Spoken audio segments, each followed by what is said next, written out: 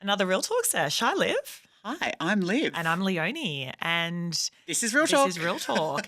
And it's so real. And I want to just launch into this topic because it's something that has been concerning me for some time. And I'd say literally most of us for a year, 18 months, or at least certainly last year when they had all these crime situations. And that is, do you feel safe? As far as being, the crime, particularly in Melbourne, which has gone absolutely through the roof. And as I say that, do you feel safe? In one word, no. Yeah, isn't it crazy? It's quite scary. I think you're right. It does play on my mind all the time. So much so, here's a real example. Just in my own neighbourhood, because I'm sitting on the Facebook apps where it's overnight there's been another attempted break-in or aggravated burglary or cars stolen. My cat likes to be let out at 5:30 in the morning. And that means that I have to open the door. Yep. And if I close the door, that means I'm going to have to get up again in half an hour. So I've at 4:30, 4:35, have this conflict with myself of I can't leave that door open and accessible should there be a crazy person in my backyard, which quite frankly now is more likely than not. Isn't that crazy? And that's the wild part of it. I feel the same. I leave the house often at 5:30 in the morning. I work in construction and I've never really thought about it. I mean, look, I'm not naive and we're quite well travelled. So, I think in other places you're a little bit more vigilant. But certainly in Melbourne, there's been a level of vigilance, but certainly nowhere near as much now where I will open that front door, like you said, at 5 o'clock or 5:30 in the morning and go kind of look around and kind of be very alert. Very alert. It's got to a point where I feel like most people in Melbourne now have a story or know somebody that has been affected. In my experience, a partner at work, they were broken into, first car stolen. Yep. The police's advice was they're likely to come back for the second car. They know what your second car is. Leave the car keys. I'm getting chills as I say this story. Leave the car keys at the front door so it doesn't become an aggravated burglary and you get hurt. Give the access to the bad guys to steal your property. Is that not wild? Holy moly. And, Yes. take my hat off to our incredible police force who are doing the best that they can with limited resourcing and funding, and we won't get into that. But it's a big, big challenge for our state currently.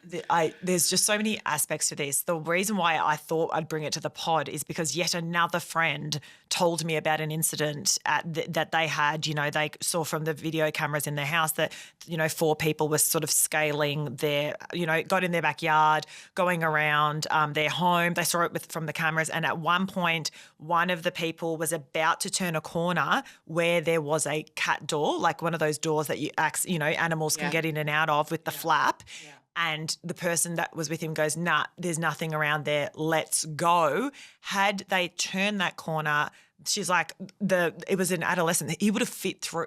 There's ways to get in. The cat door was actually quite a decent sized door. Yeah. Now they've actually gotten rid of it, and it's a whole thing, and locked it all up. But the terror and the trauma that you feel that people were so close. Or a friend of mine was, so they used to live in the West, and more recently they said, I was at a park. I go to my car.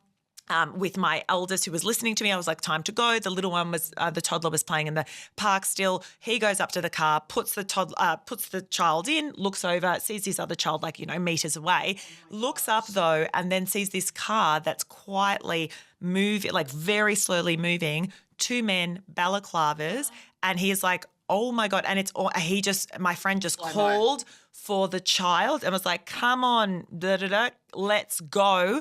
I think the child must have sensed something was wrong. So runs towards the dad. These people with the balaclavas clocked that he had a child. He was trying to get his child in the car. And thankfully they had conscience. They went, and they slowly, we don't want to steal a car with a child. Other people bloody well do. And he's just story after story. Another friend of mine is on Collins Street in the middle of Melbourne, the Paris end, which is near, the nice end of Collins Street where all the high-end stores are. Collins, yes. Melburnians, you'll know where I mean. And standing there at 1 o'clock in the morning after he'd gone on a date with a girl, waiting for his Uber, 3 young adolescents jump on him to get his watch. And I'm like, he'd spent, half a year in like South America, no dramas at all, standing on Collins Street and having dramas. So the point is we're hearing about these instances all the time from our own personal networks. The media's beefing it up. I read Which this they article. bloody well should, and there have been some really good commentators bringing some noise to the issue so that somebody bloody well does something to help our police deal with this freaking issue. Did you see that one even a few months back where this lady in the middle of the city, like broad daylight,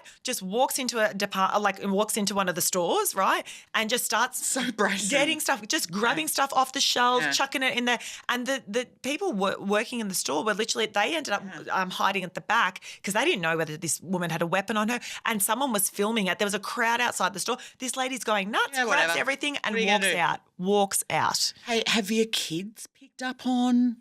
Like, are they? I mean, they don't have access to social media, but often Mark and I will be discussing it, and certainly my boys have started talking about good guys and bad guys. Yes. Do you have you had any of that in your household? A little bit, where every now and then, I think it's because my parents were too open about their travels with my kids more recently, and they were explaining that when they went here, then there was some bad guy, but they didn't hurt them. I don't know, pickpocketting, whatever. I don't know what my parents were saying, but anyway, since then, Charlie's saying like, our house is safe. There's no one going to take our things, is there? And I know it's not necessarily Melbourne centric, but I think they're waking up to the fact that there are bad guys, or they're watching more movies, and they're accessing more information that's colouring their view or making them realise that there are other aspects. There are lots of good people in this world, but there are some people who make very poor choices in this world too. And unfortunately, in the case of Melbourne that we're obviously talking about, they're young people with their lives ahead of them. It's just horrific to see for all those involved. And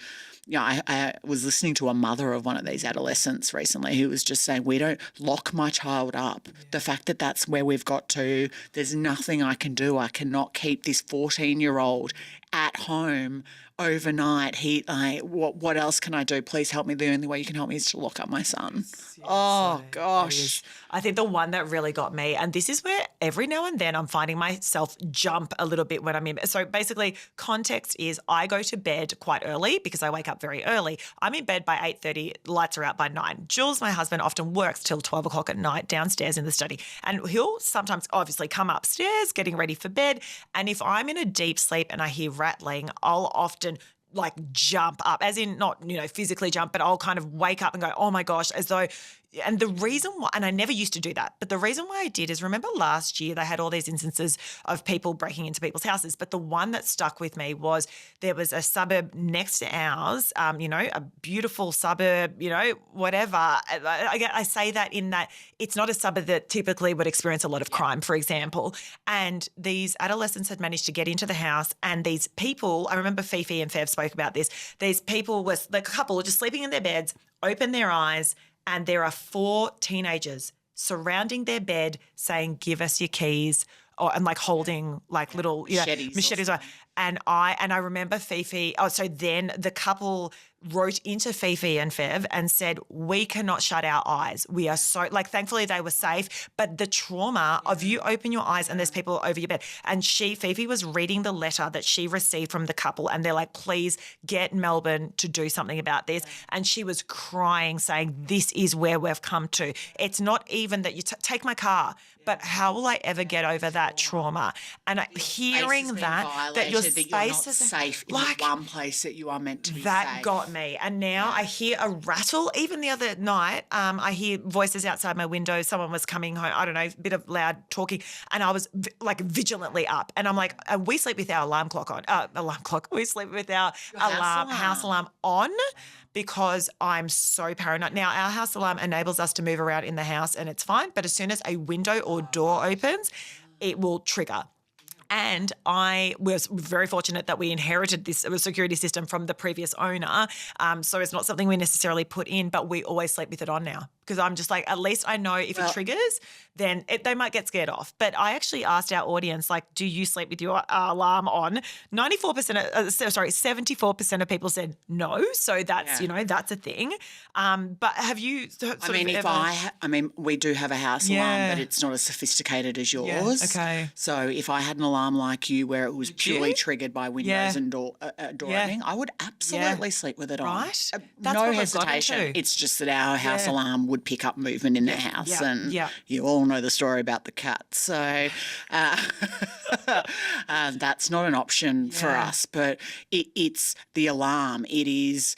are we allowed to sleep with cricket bats next to our beds? Gosh. Because what happens if I assault the guy that's trying to break into my house? Am I getting in trouble for that? I don't know what the law is. I'm sure that it's a grey area. So, but Mark and I have certainly had that conversation. How are we going to protect ourselves if we need to? That's mad. That is on date night. We're having a conversation around what is our plan if someone was to come in the front door or the back door. I mean, it's a bit like fire safety. Hey, we have conversations about what will you do in the case of a fire. Yeah. Now we're having a conversation about what will you do in the case of a burglar. I feel like we need to leave the audience with not on a down, but on a high. Sorry, guys. This is not typical parenthood. This is not typical. This is very alarmist. If this is your first Real Talk episode, guys, this is not how we usually fly.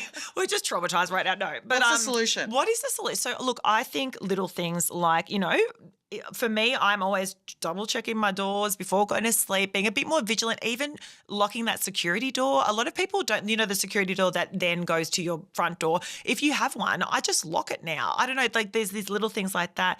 I'm thinking WhatsApp for my husband, don't leave the keys in the car. Like country boy, grew up leaving keys in the car, grew up leaving the house unlocked because that's what you did in the 80s and 90s. But we can't roll like that anymore. You are so right. It is about being vigilant, and closing the side gate is one of the things that we've done. We have multiple gates that, are annoying to open to put the bins out, but sorry, the annoyance is worth it just to make it a little bit harder should there be a trespasser on our property. Crazy. I've got nothing. Wild. I've got nothing more to I think we're still on a downer. Sorry, everyone. But if you have any more suggestions, let us know, and we'll bring a more upbeat, take to this topic in another future episode. All right, Liv, we'll leave it there. Bye.